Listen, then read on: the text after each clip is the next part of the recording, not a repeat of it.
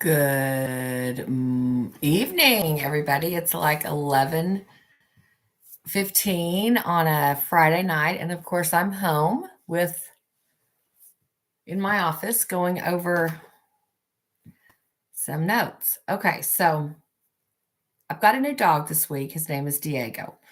He's, I think, a pit mix. I'm not 100% sure what kind of dog he is, but he is, I don't know, all the stuff, fear, grudge. He's a dick. Okay. He lives in a house with another dog, little dog Daisy, and he just owns the house. He's very dominant. He's pushy with his body. He's like pushing his people around. The grandma and grandpa, they're older. The grandma walks with a cane. He knocks her over. He gets outside with the grandpa and he growls at everybody and he goes to bite everybody. It's just a mess. It's just a mess. So of course I take him in with me as a part of my daycare program, and I put him in the vehicle with the other dogs as I do. And he always seems to not like just one of the other dogs. Like he didn't like Gizmo, which is weird because everyone likes Gizmo, and he didn't like Sky, which Sky is like back of the pack. She's a young pup. She's a German Shepherd. There's no reason for him not to like these dogs. There's another one he didn't like. But like he picks one, like the puppies he's fine with, and like Blair he's fine with. That energy he's fine with. But if they're too weak, he picks on them, or if he thinks I don't know, he's just like an asshole. Okay. He just randomly picks a dog that he doesn't like. I mean, I can kind of see where it is, but not 100%. So when he growls, which he does, I correct him, right? Of course I correct him. What else would I do? Let's read some of the comments. All right. So here. See what happened when that lady came up here?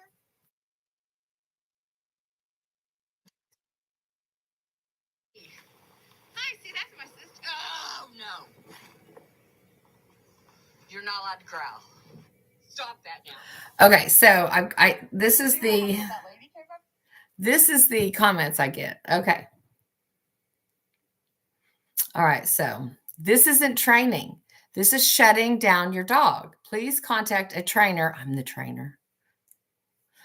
And find a proper way to deal with your dog's problems. Teaching your dogs to sit doesn't mean you're a trainer. Newsflash, I don't even teach my dogs to sit. I think it's a trick. I'm not a party trick animal. I'm not Zach George. I don't teach tricks to dogs. I just don't. And I don't have anything against trick training. I just don't do that. I do behavior modification. I take dogs that are being total jerks and I flip them around so they can be like friendly to people. Well, I help their parents a lot too. Okay. Okay. Shutting your dog down. I think what they're trying to say is what Cesar Millan would call surrender.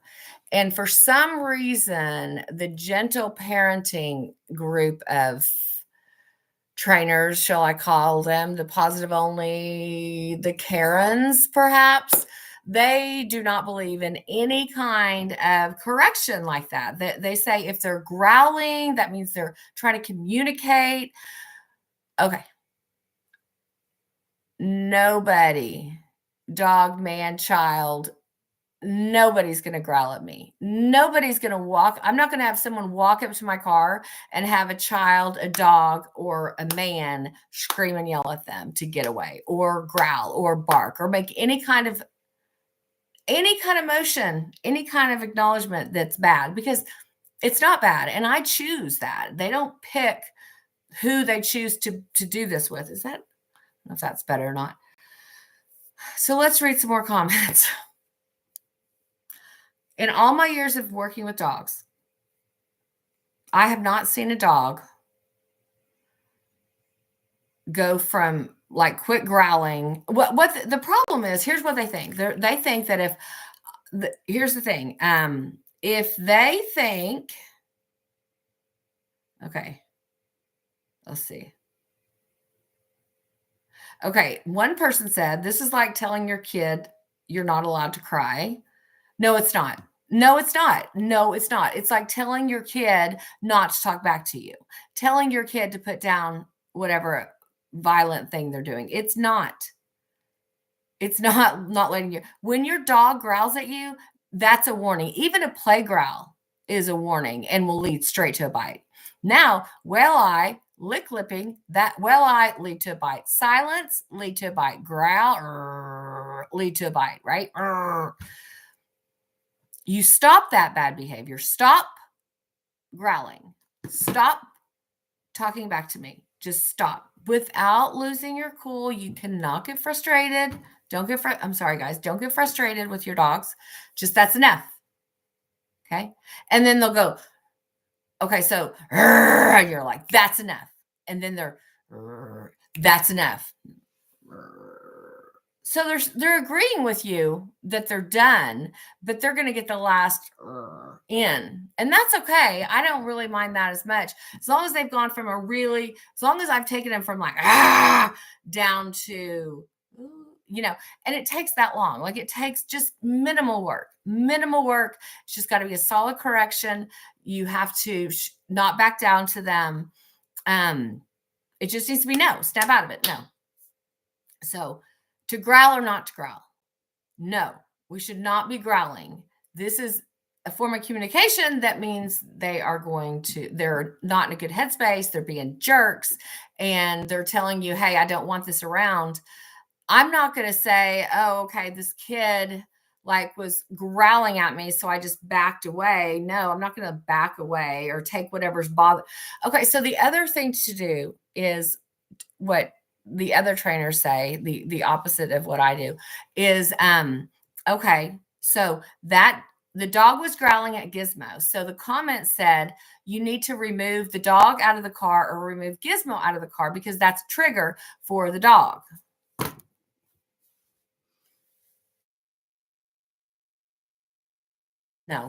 No, I'm not changing my whole thing because there's a 2-minute session, 2-minute video, 2 minutes of him. He's uncomfortable, right? Diego's uncomfortable. He's uncomfortable. That's fine. He can be uncomfortable. We have stuff to do. He's going to be uncomfortable. He's going to face the back of the car. He's going to put his head hiding here. And not because he's scared. Oh, no, sir. That dog is not scared. That dog is refraining himself from acting like an asshole. And that is what we are teaching in dog modification, how to refrain from doing something. Now, a lot of you are like, well, you teach them once to refrain. The next time they're just going to bite bigger. No, they're not. Not with me. No, they're not. No, they're not. No, they're not. They're not going to. They're not. It's not going to be a no warning and then a bite because you corrected a growl. If you correct it the right way, if you correct it with calm, assertive energy, you follow through, you just, make sure they know what you're saying. No growl. See that right there? That's a correction. This, no growl. Don't growl. Let me get you out of the car. Oh, I'm sorry you felt bad. That is not a correction. That's keep growling. Or another thing people want to do is, and then they go, oh, he's growling. So they get candy and they're like, here, candy. And the dog goes like this, back at you. I'm like, what have you just done? You've literally now give him candy so he'll growl more. No, we distracted him. No, you didn't. You just added a bonus for him. You just gave him here's $5. Thank you for growling. Do it again. Doesn't work. My dogs trust and respect me. And if I back down to them, that's gone. They own the car. If I was going to let him growl and just be like, okay, you're growling. Let me back up. From you. How do you feel now? His power would get bigger, right? He'd be like, she's further, and then he'd own the car more. It's just not feasible. I'm a Gen X person. I'm a Gen X trainer. I'm not a positive. I'm not negative. I'm not behaviorist. I'm not balanced. I am Gen X. I am going to do Gen X things, which Gen X people, we didn't let people growl in our face. There was none of this hide behind the internet. We went outside, got into fights.